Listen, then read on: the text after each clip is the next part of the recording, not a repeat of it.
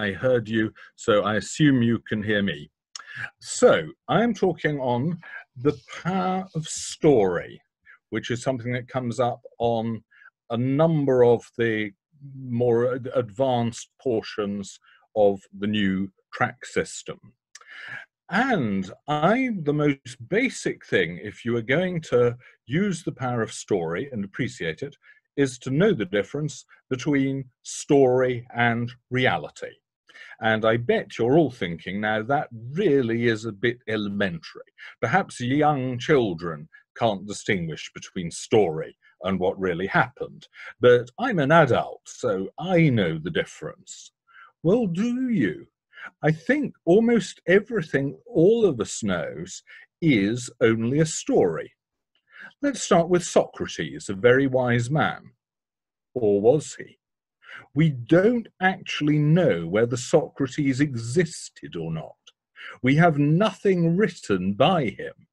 We only have heard from his pupils, who all referred to him as, I know the following, but my teacher was a great man. Socrates now, he would not have been disturbed by your question.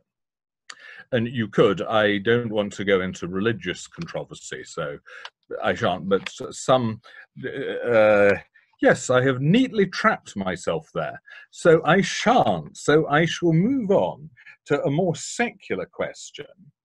If you could look down on a typical Roman town at the height of the Roman Empire, say something like 100 AD, how many legionaries would you see? Would you see legionaries all over everywhere, or would you see just a scattering?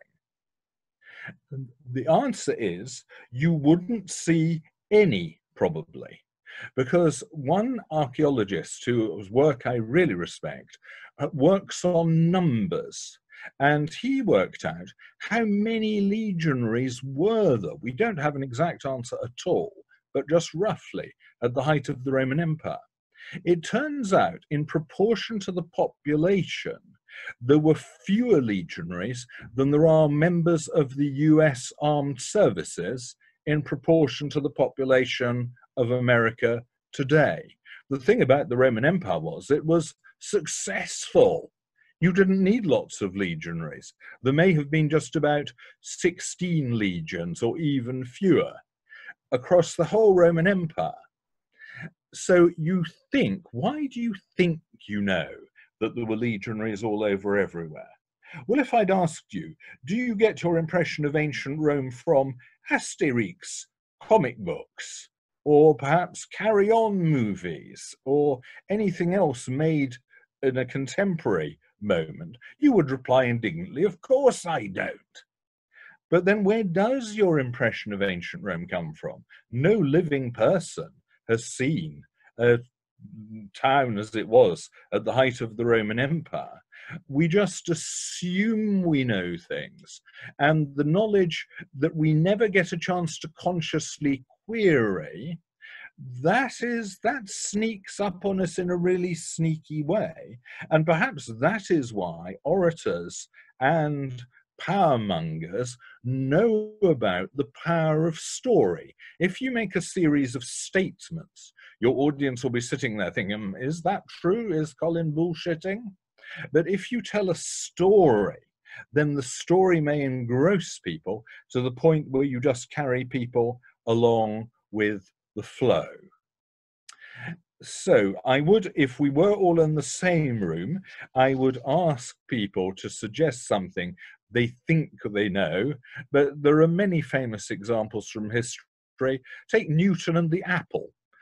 We know various things about Newton, but almost certainly he didn't think of gravity when an apple fell on his head.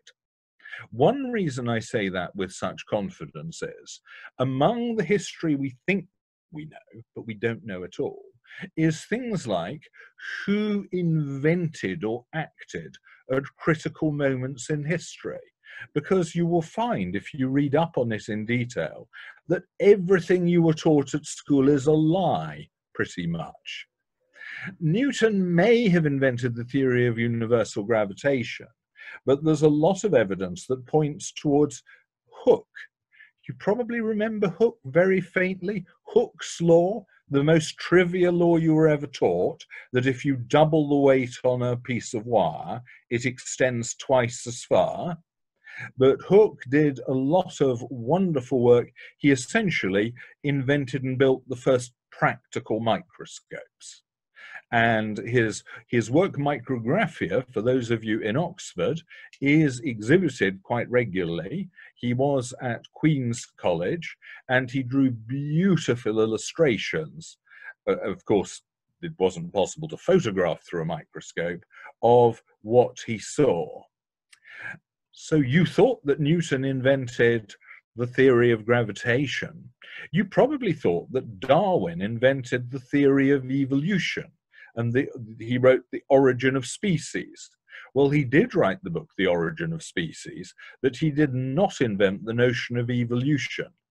There are several contenders, but I am going to talk about one in particular you probably won't have heard of at all, and that's a guy called Patrick Matthew, who was a practical businessman. He wasn't a sort of dilettante thinker like Darwin. And he went around Europe looking for tall, perfect trees to select for the mainmasts of ships for the British Navy. After a bit, he began wondering and worrying, if I select and take down all the best trees in Europe, what's the next generation going to be like? And just from there, he worked out he got the whole key of evolution, including speciation, including one species dividing into two. You have almost certainly never heard of him. He did write, he published his ideas. It wasn't that he was one of those people who, had these great ideas and didn't manage to write them up. They were published in the appendix to a best-selling book on his worries about trees for the British Navy and so on. But the appendix, which you will look up easily enough online, is a wonderful document. Now, when Darwin published The Origin of Species, Patrick Matthew did write him a very polite letter saying, I thought of this idea that you were claiming as your own. And Darwin hadn't a leg to stand on. So he did write back. He said, should a second printing of my work be called for, I will ensure that you are mentioned in it. You can look all of that up, but I bet you've never heard of Patrick Matthew.